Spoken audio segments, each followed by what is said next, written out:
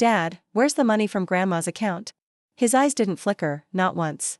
He just leaned back in his chair, folding the newspaper like my question was a stain he could iron out. Sweetheart, you'll understand one day, he said. Your brother needed it more. He's the smart one. My chest caved in. That wasn't just money. That was my future, the savings Grandma had whispered about before she passed, the account she made me promise to use for school, for my dream. And now it was gone. My name is Claire Mitchell. And from wherever you're watching this, stay with me. Have you ever been treated like a stranger in your own family? The room smelled like stale coffee and dust. My mother stood by the sink, wringing a dish towel in her hands like she could squeeze the truth out of the fabric instead of facing me. She wouldn't look up. Wouldn't defend me. I turned to my brother, Evan, who was sitting on the couch, smirking like a prince who'd just been crowned. His new laptop sat open, its glowing Apple logo mocking me from across the room. That money was mine, I said, my voice sharper than I'd ever let it be. Grandma left it to me. Dad's jaw tightened. She left it to the family. And right now, the family's best investment is Evan. You've always been creative. You'll land on your feet. Creative. That word again. Their polite dagger. It meant unreliable, not worth betting on. I felt my fingers trembling, nails digging into my palm until I thought they'd break skin. The betrayal didn't come with a bang, it came with a quiet, surgical cut, delivered by the people who were supposed to protect me. The newspaper crackled as Dad opened it again, like I'd already been dismissed. Conversation over, but something in me shifted. I didn't cry. Not in front of them. Instead, I let silence stretch until the air was too thick to breathe, then I walked out. The screen door slammed behind me, rattling on its hinges like an echo. Of everything I couldn't say that night, I lay in bed staring at the ceiling. My phone lit up with texts from Evan, photos of his new dorm room, his textbooks, the pizza his bros had ordered to celebrate his first night at college, paid for with my money. I thought about Grandma's voice, soft but steady, when she'd pulled me into her garden the summer before she passed. Promise me you'll keep learning, Claire. You're brighter than they see, but they didn't see me. They never did. I closed my eyes, and instead of sleep, I saw my father's face, the way he'd looked at me like I was background noise in my own story. That was the moment I knew they'd written me off, and I wasn't going to let them. The following weeks were a blur of scraping by. I worked double shifts at the cafe downtown, pouring lattes for businessmen who couldn't remember my name, pocketing tips that barely covered gas.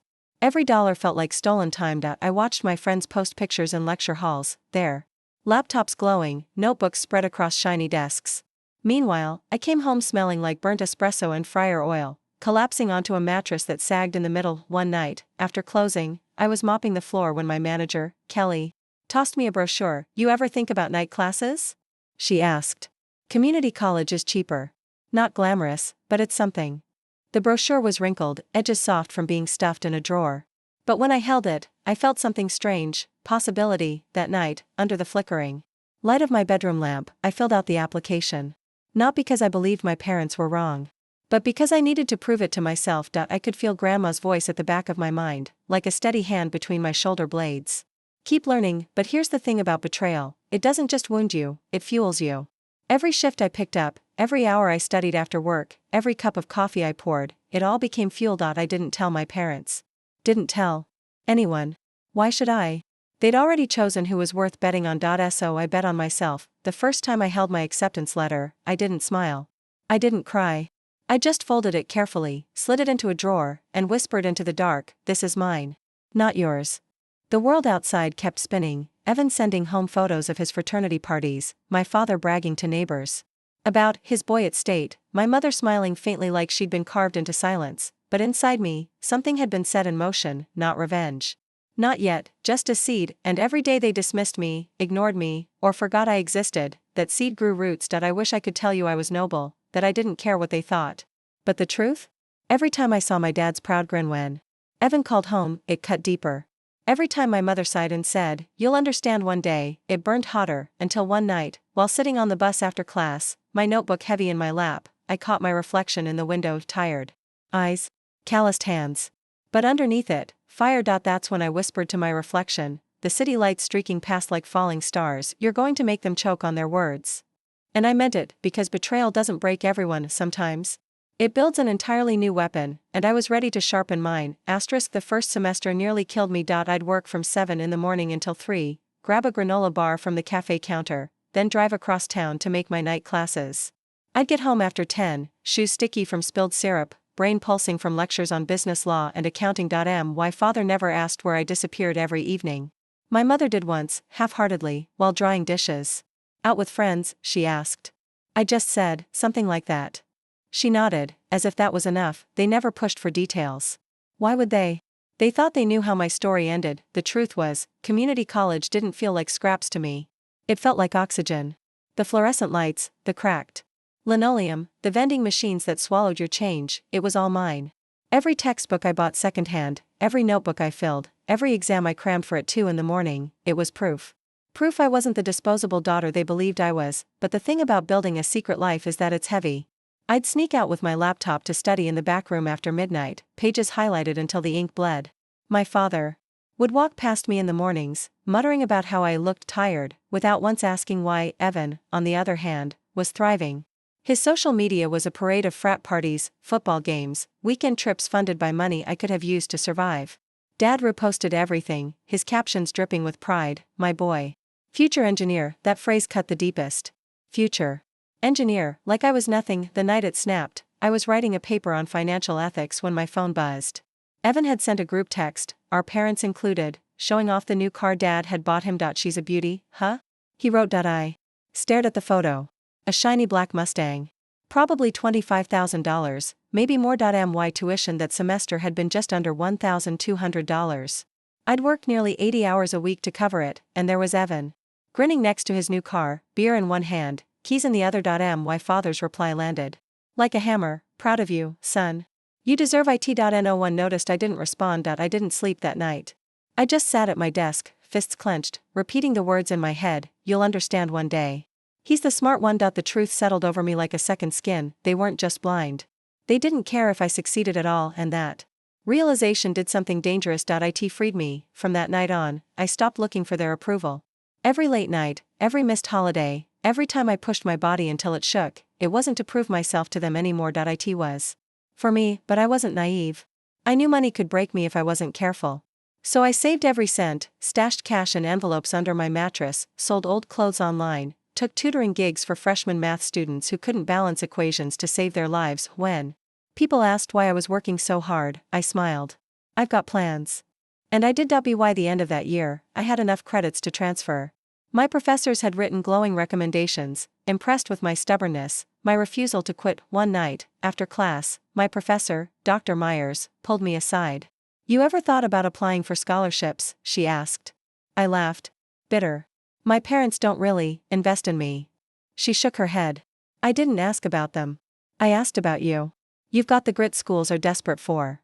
Something about the way she said it cracked me open. For the first time in months, I believed someone saw me. So I applied. Scholarship after scholarship. Dozens. My essays bled honesty, long nights, betrayal, the hunger to prove I wasn't invisible. Weeks passed. Then, one Tuesday afternoon, an email appeared with the subject line, congratulations. I had been awarded a full-ride transfer scholarship, full tuition, full books, a living stipend. I stared at the screen, blinking until the letters blurred. My chest shook with silent laughter, then sobs, then both at once. I didn't tell my parents. I didn't tell Evan. I just packed my bags quietly, moved across state, and disappeared into a new life. The first day at my new university, I walked through the campus like I owned it. Towering red brick buildings, wide lawns humming with students, professors scribbling formulas across chalkboards. It was everything they thought I'd never have, but I was here. And I wasn't leaving. Still, I kept my family in the loop, barely. When Dad called, I said I was working. When Mom texted, I sent short replies. Evan sent bragging updates, but I didn't bite. It was easier to let them believe I was drifting, fading into the background. Because the longer they underestimated me, the sweeter the ending would be. The day Evan came home for Thanksgiving, Dad threw a party. Relatives filled the house, piling plates with turkey, listening to Dad toast Evan's achievements. My son, he boomed, top of his class, destined for greatness. I sat in the corner, quiet, chewing my food slowly, letting their words pass over me like smoke. Nobody asked what I was doing. Nobody cared, and that was fine, because one day soon, I'd walk into the same room, holding something they never expected, and when I did, their silence would finally work in my favor. That night, as the house emptied and laughter echoed down the street, I slipped out to the backyard. The air was cold, stars scattered sharp across the sky. I pulled out my acceptance letter from my new program, creased and worn from being folded so many times. I read the words again, even though I already knew them by heart, then I whispered. Into the night, my breath fogging in the air, you thought you buried me. But you were just planting me. And I felt it then, the seed Grandma left me, pushing up through the soil, reaching for the light. I wish I could tell you it got easier, but success, when it comes quietly, is heavy to carry alone. At my new university, I became invisible in a different way, no longer dismissed by family, but hidden in plain sight among students who thought I was just another girl taking notes. They didn't see the weight I carried, or the scars left by every door that had been slammed in my face, but my professors noticed. Dr. Myers connected me with a business mentor, a woman named Marlene who had clawed her way up from nothing to run her own consulting firm. She read my essays, grilled me on my ideas, and, more than once, forced me to throw away entire drafts and start over. You want to be taken seriously, she said one night in her office, fluorescent lights buzzing overhead. Then stop writing like you're asking for permission. Write like you belong. Something in me cracked open that night. I wasn't asking anymore. I was claiming. Meanwhile, back home, Dad's voice carried through family group chats like gospel.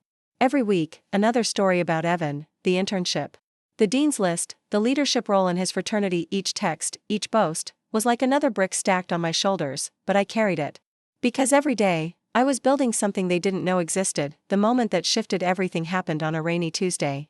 I was waiting for the bus when an email notification lit up my phone. Dear Ms. Mitchell, we are pleased to inform you that you've been selected for the Future Leaders Business Fellowship. I read it 3 times. A fellowship. $10,000 stipend. A summer working directly under executives at one of the top consulting firms in New York. I pressed my hand to my mouth, the rain soaking through my sleeve, tears mixing with the water dripping off my face. This was it. My shot. I didn't tell my parents. I didn't tell Evan. I just packed my single suitcase, boarded a bus to Manhattan, and stepped into a life so sharp and glittering it almost cut me open. New York was ruthless, but I thrived in its chaos. I walked into skyscrapers with shaking knees and walked out with notes full of strategies, my head buzzing with ideas. Every night I collapsed into my tiny sublet apartment, too tired to eat, but burning with the knowledge that I was building something no one could take from me. And then, one Friday evening, while I was working late on a project, I got a call from home. Mom's voice trembled. Claire, your brother's struggling. He might lose his scholarship if his grades don't improve. Your father's worried. I froze. For a second, I thought she might finally see me, finally ask how I was doing. But instead, she whispered, could you send him some money? Just until things stabilize? I laughed. Out loud. Sharp, bitter, ugly. My money? I asked. The way you sent mine to him? Claire, please, no, I cut her off. Not $1. There was silence. Then the line went dead. I stared at my phone, the city buzzing outside my window, and for the first time in my life, I didn't feel guilty. The fellowship ended with a job offer. A real one. 6 figures, benefits, the kind of contract that could pull me out of the shadows forever. I held that letter in my hands, the ink still smelling fresh, and thought of Grandma. Thought of her frail hand squeezing mine, her voice whispering, you're brighter than they see. I wanted to drive home that night, slam the letter on the kitchen table, and watch their faces fall apart, but I didn't, because the timing wasn't right. Not yet. Instead, I went back to school for one final semester, wrapping up the degree they didn't know I was earning. During those months, Evan's name flooded the group chat like a broken record. Dad kept boasting about my son, the future engineer. But whispers crept in too. Missed assignments. Parties gone too far. Rumors of probation. I stayed silent, reading every word, my secret growing bigger, heavier, sharper, until one night, after finals, I opened my laptop and typed out a new message in the family group chat. Hey. I'll be home in a few weeks. I have something to show you all. They ignored it. No congratulations. No curiosity. Not even a sounds good. And that was fine, because the moment I walked back through that door, the silence that had always been my punishment would finally become my weapon. The night before graduation, I stood in front of my mirror, cap and gown draped over a chair, degree folder waiting on my desk. My hands shook as I touched the contract lying beside it, the job offer that would change everything. I looked at my reflection. Tired eyes. A new fire underneath, and I whispered to myself, the same words I'd once muttered on a bus, back when I had nothing. You're going to make them choke on their words. This time, I smiled, because tomorrow, the reckoning began. The drive back home felt like entering enemy territory. The streets looked the same, cracked sidewalks, peeling paint on the houses, the rusted swing set in our yard that Evan and I had outgrown years ago. But something in me had shifted. I wasn't coming back as the daughter who needed their approval. I was returning with proof clutched in my hands, my degree, my contract, my future. When I pulled into the driveway, Evan's Mustang gleamed in the sun, parked like a trophy in the front yard. Dad always wanted the neighbors to see it. I killed the engine and sat there for a moment, heart pounding like a war drum. My degree folder lay on the passenger seat, the contract tucked inside. It felt heavier than bricks. I opened the door to Mom answered when I knocked. Her eyes flicked to the suitcase at my side, then back to my face. She gave me a thin smile, the kind you give to someone you don't know how to talk to anymore. Claire, she said. You didn't tell us you were coming. I did, I replied, stepping past her. You just weren't listening. The house smelled the same, cooked onions, laundry detergent, and something faintly sour. My father's voice rumbled from the living room. When he saw me, he didn't stand. Didn't hug me. Just nodded like I was a distant cousin who'd stopped by. Well, he said, look who finally decided to visit. Finally. Like I hadn't been breaking my body for years to prove myself. Evan lounged on the couch, game controller in his hand. He looked older but softer, his cheeks puffier, his eyes heavy.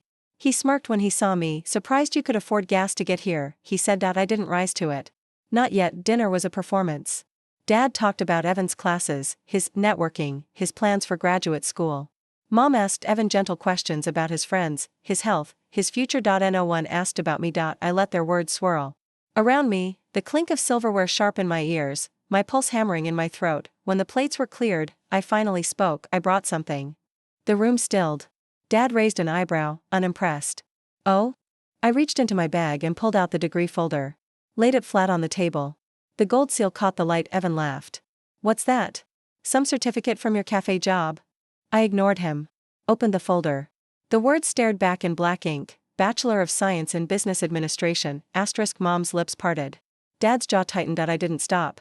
I slid the contract out next, crisp paper that still smelled of printer ink. Full-time position, I said. 6-figure salary. Starting next month. Silence. The kind that pressed on your chest until you couldn't breathe. Dad leaned back, eyes narrowing. How? With the money I earned, I cut in. My voice was steady, stronger than I felt. While you were funneling everything into Evan, I was working. Studying. Building a life you didn't even bother to ask about. Evan scoffed, tossing his controller onto the couch. So what? You think you're better than me now? No, I said. I don't think. I know. The words tasted like fire. For the first time, my father didn't have a response. He just stared, his face caught between disbelief and anger. Mom shifted in her chair, fingers twisting together. Claire, you should have told us. I let out a sharp laugh. I did. Over and over. You just didn't care to hear it. The silence stretched, thick and suffocating. Finally, Dad spoke, his voice low. You don't talk to your family that way. Family? I snapped. Family doesn't steal from you. Family doesn't gamble your future on someone else. Family doesn't tell you you're nothing while you're breaking yourself to prove otherwise. My hands shook, but I didn't hide it. I wanted them to see the rage, the betrayal, the years of silence turned into sharp edges. Evan muttered, You're so dramatic. I turned to him. You're sitting in a car bought with my tuition. Living in a world I paid for. And you still think you're entitled to everything. He looked away. For once, he didn't have a comeback. I gathered the folder and contract, sliding them back into my bag. Then I stood, the chair scraping against the floor. I didn't come back for your approval, I said. I came back so you'd see exactly what you threw away. And when you're bragging to the neighbors tomorrow, remember this, your son's Mustang doesn't pay the bills. But my name? My degree? My contract? That's the future you bet against. Dad's face went red. Mom's eyes filled with tears. Evan sank lower into the couch. I walked to the door, my heartbeat thundering. Just before I stepped outside, I turned back, my voice low but sharp enough to cut. You wanted the smart one? You got him. But you lost me. And then I left. The night air hit me like ice, but it felt cleaner than anything inside that house. For the first time in years, I wasn't suffocating under their silence, because now I had my own, the kind of silence that comes when you've said everything you needed to say, the kind that leaves them choking on the words they never gave you. I didn't sleep that night, not because I was haunted, but because I felt alive. For the first time in years, their voices weren't rattling around in my head, weighing me down. I had spoken. I had shown them. And I had left. The silence afterward was mine. The next morning, my phone buzzed. Evan. Nice stunt last night. Don't think one piece of paper makes you better. I let the message sit. My hands didn't tremble. Not anymore. 2 hours later, Dad called. I didn't pick up. Then Mom texted, Your father's upset. He didn't like the way you spoke to him. We're still your parents, Claire. You need to show respect. The word burned. I typed back, respect is earned.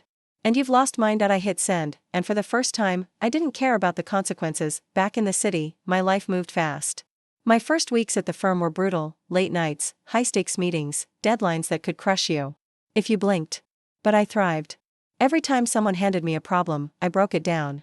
Every time someone underestimated me, I delivered twice as much, and people noticed. My boss, a sharp-eyed woman named Jessica, started pulling me into bigger projects. She'd glance across the conference table, watching me, testing me. And I never looked away. One night, after we closed a major deal, she leaned in and said, "You've got teeth, Mitchell. Don't lose them." I smiled. Because I wasn't planning to. Meanwhile, the family texts became quieter. Less bragging, more cracks. Evan had been put on academic probation. His GPA had tanked. Dad didn't blast his achievements anymore. Instead, the messages grew vague: "He's figuring things out, these professors don't appreciate him, college isn't everything anyway." I read each one with a strange mix of satisfaction and sadness. Not because I wanted Evan to fail, no. But because I realized how much of my life they had gambled on him, and how little he cared to protect it. He wasn't drowning because of me. He was drowning because they'd thrown him into deep water with my life jacket strapped to his chest, and now he was sinking. The first time I ran into one of Dad's friends, it caught me off guard. I was grabbing coffee near the office when a man in a tailored suit tapped my shoulder. "Claire Mitchell," he asked. I nodded. "Your father talks about your brother all the time. But I read your name in the firm's quarterly report. You're one of the analysts, right?" I froze. Dad had never mentioned me. "Not once." "Yes," I said slowly. "That's me." The man smiled. "Impressive. Don't tell your dad I said this, but you're the one making waves." He left, but the words clung to me because I realized something in that moment. My story had already started spreading. Not through my family, but in spite of them, and that was the sweetest justice. Weeks later, I got another call from Mom. This time, I answered. Her voice was tired. "Claire, your brother, he might have to come home. He's losing his scholarship. Your father's furious. He's saying things he shouldn't." I leaned back in my chair, the city glowing outside my window. "Things like what?" I asked. "That maybe the money shouldn't have gone to him. That maybe you were right." The words were shaky, reluctant, dragged out of her like thorns, and yet, instead of satisfaction, I felt something heavier, because it was too late. I wanted to shout at her. "Where were you when I begged you to stand up for me? Where were you when I was working 2 jobs, studying at midnight, living off instant noodles while he lived off my future?" But I didn't. I just said, "I know." And I hung up. 2 weeks later, the company announced a press release. Our team had landed a contract worth millions. I was quoted in the article. My name in print. My words. I didn't send it to my parents. I didn't need to, because 2 days later, Dad called again. I let it ring, then another text from Mom. "Your father saw the article. He wants to talk. He's proud of you." Proud.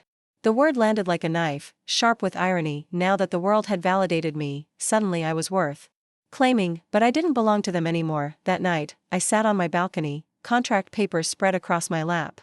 My degree lay framed on the wall behind me, golden letters catching the glow of the city, and I thought of Grandma, her voice, her garden, her soft hands pressing mine. "You're brighter than they see." She was the only one who had seen me. And she was gone. The rest of them? They'd only see me now because the world forced them to, and that wasn't pride. That was hunger, theirs. Not mine. So when my phone buzzed again, Dad's name lighting the screen, I didn't answer. I let it ring, because sometimes revenge isn't a scream, or a slammed door, sometimes it's the silence that echoes louder than anything else, and I was finally fluent in silence. The first time Evan called me, I almost didn't pick up. It was past midnight, my phone buzzing on the nightstand, his name glowing across the screen. For a second, I thought it was a mistake. Evan never called me. He texted, mocked, bragged, but never called. I swiped to answer. His voice was slurred, heavy. "Claire, I messed up." I sat up, the city lights spilling through my window. "What do you want?"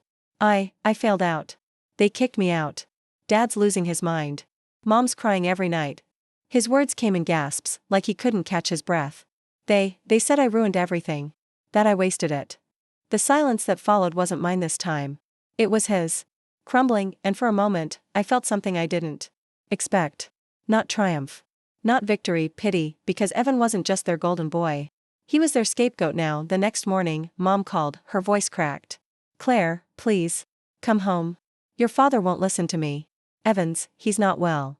I closed my eyes, pressing my fingers against my temple. I could still hear Evan's broken voice, drunk and desperate. "But why should I go back? Why should I step into the house that carved me out, that fed him with my blood and bones, only to spit me out like nothing? Then I remembered Grandma's words. You're brighter than they see. Maybe this was what she meant. Not just to rise, but to watch what happens when the truth finally burns through the lies. When I pulled into the driveway, the Mustang was gone. The yard was unkempt, weeds pushing through the cracks. The house looked smaller, weaker, as if it had aged a decade in just a few months. Inside, the air was heavy with silence. Mom sat at the kitchen table, her hands wrapped around a cold cup of coffee. She looked up, relief flooding her face. Claire. Dad was pacing, his face red, his fists clenching and unclenching. When he saw me, he stopped. So, he said, his voice hard, the successful daughter finally shows up. I tilted my head. Funny. You never called me that before. He flinched, just slightly. Evan was upstairs. His room smelled like stale beer and sweat. He sat hunched on the bed, his eyes bloodshot, hair matted. The smirk he used to wear was gone. He looked up at me like a child. They hate me now. I leaned against the doorframe. They don't hate you, Evan. They hate that their bet didn't pay off. His eyes watered. I don't know what to do. I don't have anything. I stared at him, remembering every photo he'd sent me, every dollar he'd burned through while I scraped together pennies. You had everything, I said quietly. You just never knew what to do with it. He dropped his head into his hands and, in that moment, I realized, my revenge wasn't against him. Not really. He was just the weapon they'd used to cut me down. The blade was dull now. And it was turning on them. Back downstairs, Dad exploded. You think you're better than us now, don't you? With your degree, your contract, your fancy job in the city. His voice shook with rage. We gave Evan a chance because he was worth investing in. You? You were never. I slammed the contract onto the table. The sound silenced the room. Mom jumped. Dad froze. My signature stared back at him in bold ink, next to 6 figures that eclipsed anything he'd ever made in a year. You were wrong, I said, my voice steady, sharp. You gambled my future away. And I still won. Without you. In spite of you. His face twisted. You ungrateful? I snapped. You stole from me. You buried me. And now you're choking on the dirt you threw over my head. The kitchen was so quiet I could hear the clock ticking on the wall. Mom whispered, Claire, please. But I wasn't done. You wanted the smart one? I looked between them, my chest heaving. Well, here's your reality. Evan's drowning. I'm thriving. And the only thing you've proven is that you never knew how to measure worth. Evan stumbled down the stairs then, eyes glassy, voice shaking. She's right. You broke me. You pushed everything onto me, and I couldn't carry it. Dad's face went pale.